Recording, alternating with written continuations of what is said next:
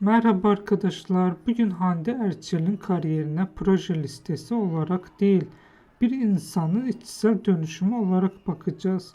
Çünkü şöhretin yüksek seviyesine çıkmak yalnızca dışsal bir başarı değil, aynı zamanda ciddi bir psikolojik ve karakter dönüşüm sürecidir. Kariyerinin başında genellikle onun model geçmişi olan, sektöre şans eseri girmiş güzel bir oyuncu olarak değerlendiriyorlardı.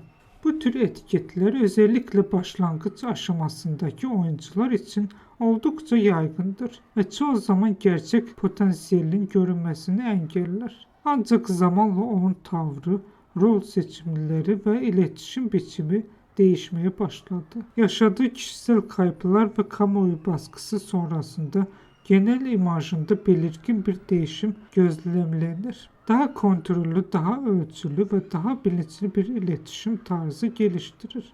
Bu yüzeysel bir değişim değil, içsel olgunlaşmanın dışa yansımasıdır. Dikkat çeken bir diğer unsur, kendini sürekli kanıtlama ihtiyacıyla hareket etmemesidir. Büyük ve agresif açıklamalar yerine çalışma, süreklilik ve istikrarlı ilerleme üzerinde kurulu bir yaklaşım benimser. Bu yöntem kısa vadede daha az görünür. Ancak uzun vadede daha sağlam bir kariyer yapısı oluşturur. Bugün geldiği nokta ile kariyerinin başlangıç dönemi karşılaştığında sadece bir oyuncu değil, aynı zamanda deneyimle şekillenmiş, değişime uyum sağlayabilen bir profili ortaya çıkar.